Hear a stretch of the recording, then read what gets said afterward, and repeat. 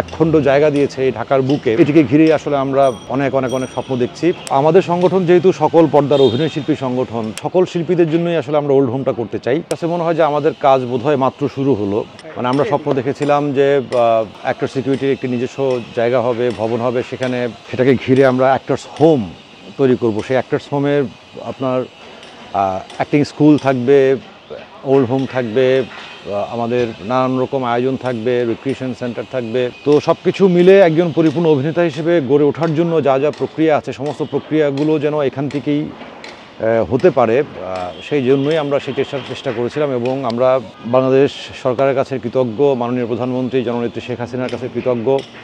আমি কৃতজ্ঞতা প্রকাশ করছি ঢাকা বিভাগীয় কমিশনার জনাব সাবিরুল ইসলাম, ঢাকার জেলা প্রশাসক, এখানকার এসি ল্যান্ড, প্রত্যেকের কাছেই যে তারা যে সহযোগিতা করেছে এবং আমাদের আবেদনে সাড়া দিয়ে আমাদেরকে একখণ্ড জায়গা দিয়েছে এই ঢাকার বুকে।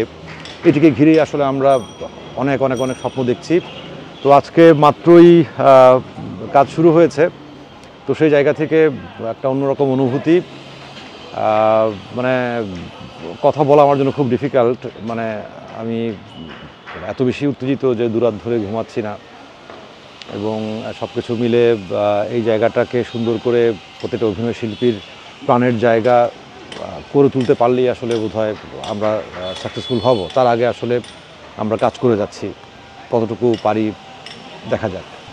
আমাদের সংগঠন যেহেতু সকল পর্দার অভিনয় শিল্পী সংগঠন, তো সেই জায়গা থেকে আমরা ফিল্ম বলি, ওয়েব বলি, টেলিভিশন বলি, ইউটিউব বলি, সব রকম মাধ্যমের অভিনেতারাই আমাদের সদস্য। এবং ইন্টারন্যাশনাল স্ট্যান্ডার্ড একটা অ্যাক্টিং স্কুলের স্বপ্ন দেখছি আমরা, যেখানে দেশি এবং বিদেশি বিখ্যাত প্রখ্যাত সব অভিনয় শিল্পী এবং শিক্ষকরা কাজ করবেন।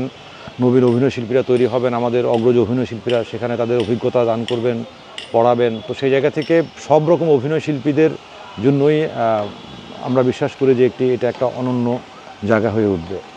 আমাদের জায়গা থেকে প্রথমত আমাদের একটা অ্যাক্টিং স্কুল থাকবে।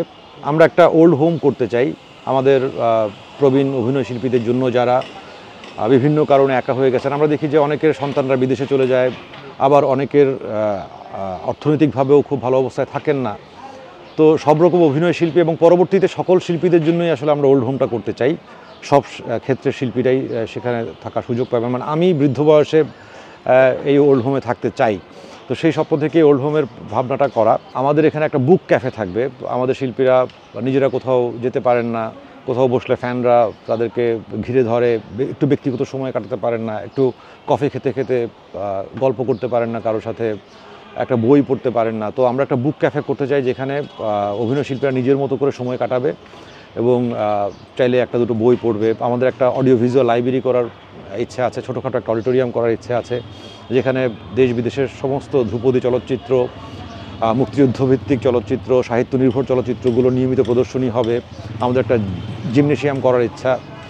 তো সব কিছু মিলে অভিনয় শিল্পীদের শারীরিক এবং মানসিকভাবে বেড়ে ওঠা এবং তৈরি হওয়ার জন্য যা যা প্রয়োজন তার সমস্ত কিছুই আমরা করতে চাই আমাদের সামর্থ্যের মধ্যে।